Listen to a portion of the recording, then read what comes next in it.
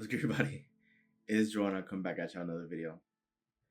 So this video idea goes way back, and this is something that I've had in my mind for many months. And this is also one of the reasons why I just appreciate being able to do videos for you guys, because I be having these ideas of just like things that I want to talk about, but I don't I haven't always felt as though I had someone to talk about this with. And so it's great that I can do a video so that I can essentially kind of like get this off my chest, but also plant the seed for you as far as so that you can think about this yourself. And this is just my idea of how I envision a new world.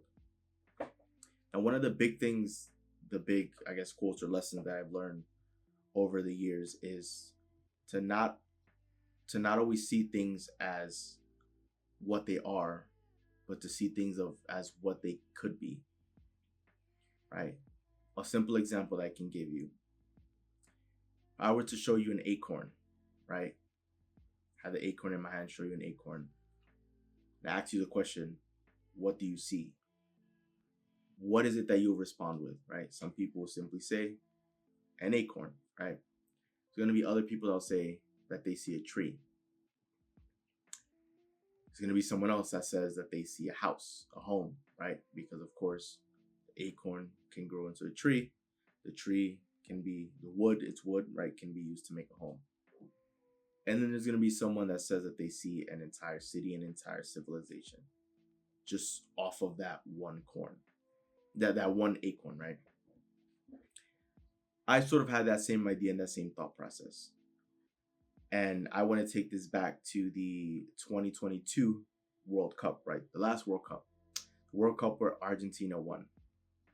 And of course, congratulations to Argentina. Shout out to all the Argentinians out there. If there's any of you watching, shout out to you for winning. And if there's anyone who was in Argentina during this time, I'm sure it must have been quite the celebration.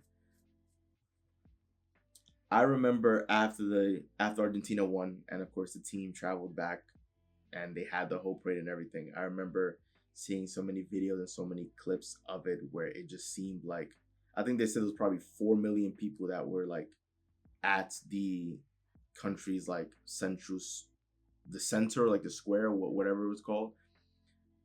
And it was just a sea of just light blue and white jerseys, like just light blue everywhere, right? For the obviously the colors of the country. And everyone was just celebrating, having a good time. And you can tell there was just so much love and joy and excitement in the air and all across the country, right? Everyone was celebrating because they were so happy of this milestone, this accomplishment. But the entire time I looked at it and I began thinking to myself, why is it that it takes a sporting event to do this? Why is it? And of course, I understood the magnitude of it, soccer being the biggest sport on the planet, right? And of course, Argentina winning and having, Messi, who most would say he's the GOAT, right? For him to win the World Cup during his last ever attempt, right? Because obviously he was nearing retirement. Why is it that it takes a sporting event or some sort of event like that to bring that many people together to have fun and celebrate? Like, why can't that be the norm? Like, why can't it be normal for people to love their neighbor regardless of their nationality, their race, their religious beliefs, their sex, all of these labels that were placed on us to essentially divide us, to categorize us, whatever word you want to use, right? Why does it take a sporting event to bring people together? Like, why can't countries and people, all walks of life, be that united normally? Like, why can't that be the thing? Like, why can't we live in a world that's free of crime, free of troubles, free of problems. I know that's probably too far ahead in the minds of most people, right? And you the viewer probably looking at this video and saying, "Hey, Joel, like that's not something that'll happen anytime soon." And sure, it might not happen next week, it might not happen next month, it might not happen next year, it might not happen next decade or next century, right? But I don't want to look at things for how they are, right? I want to look at things for what they can be, what they could be. And that is a possibility, that is possible to happen in the future, right? And so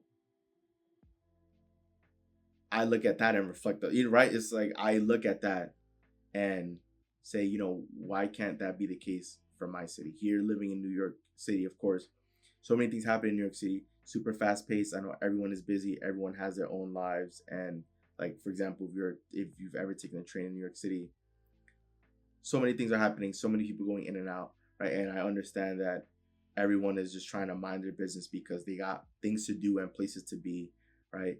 But it's like if you would take the train in New York City, everyone just has their headphones in and their face just glued to their cell phone, or like, there's just no human contact whatsoever. And I'm sure human contact decreased significantly with the rise of electronics and social media and all these things, which literally made us antisocial, right? But just seeing that, seeing Argentina celebrate, seeing the videos, the clips of just how happy the country was, and just the joy in people's faces and the sense of pride that they felt. To me, I looked at that and I was happy for them, but I couldn't help to think, what if the entire world was like that?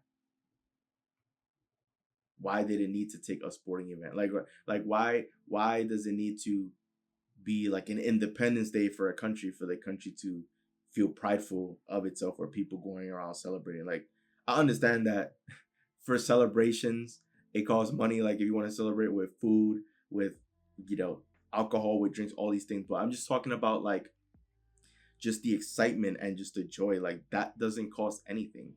That is just someone being present in the moment and just being happy and grateful to be alive, and being able to just show love to thy neighbor. I guess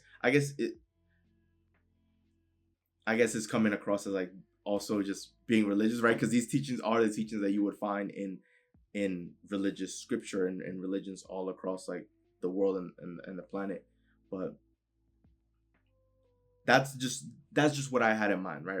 Why is it that it needs to be a sporting event for a country, for the country to come together? And I'm sure it's a lot easier for a country like Argentina to come together if most of its residents are people who, come from that country, or like have that country's heritage, right? If we were to use United States as an example, of course, many people were born in the United States, but there's a lot of immigrants. There's a lot of centers like New York City, for example, that is super diverse. They have all walks of life here. So I'm sure it's probably easier for a country that has a homogeneous population of country people, like people who were born and raised in that country, who, have that country's blood within them, rather than people who feel as though their allegiance is tied to a country who they may be American, but their allegiance or their roots come from another island or another country around the world. So I understand that, but for me, it's just I envision a new world where we can all come together and love one another and find peace with one another and just spread joy, just spread happiness, just do the right thing. And I know that may be a stretch from where we're at right now with all the things that are happening with, of course, the stuff you see on the news and the people in power and the drama that all these countries on the planet have and all these things. So I get it's so many variables, but it's just the world that I see that as my new world, of the world that I want to help push forward, a world that's filled with love, a world where we, acknowledge one another, and can do right by one another. Of course, wanting the best for ourselves, but wanting the best for other people as well. And, you know, maybe the day will come where I'll be able to see the world be that way. And if that's not the case, then I aspire to be one of the reasons, or to make that my reality with what I'm doing here. So it can be a stretch of the imagination, but I want to use my imagination for something like this, because you can get so caught up with how real the world is if you just are fixated with how things are, right? The true power comes in seeing things for what they can be, because that could essentially serve as your North Star. And if you head in that direction, you'll be proud of that. You'll be happy because you created something that may not have existed and brought it to the world.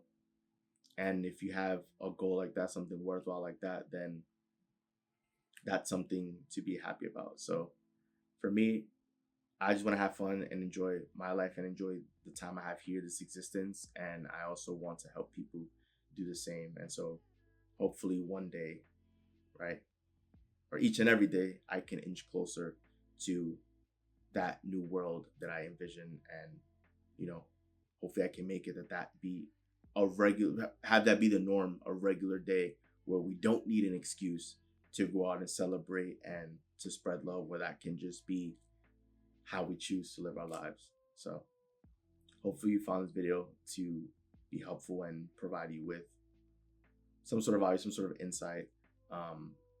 Hopefully have you reflect and think about the world that you would love to see and hopefully create one day. So once again, this is Joel, and I'm out. See you guys for the next video.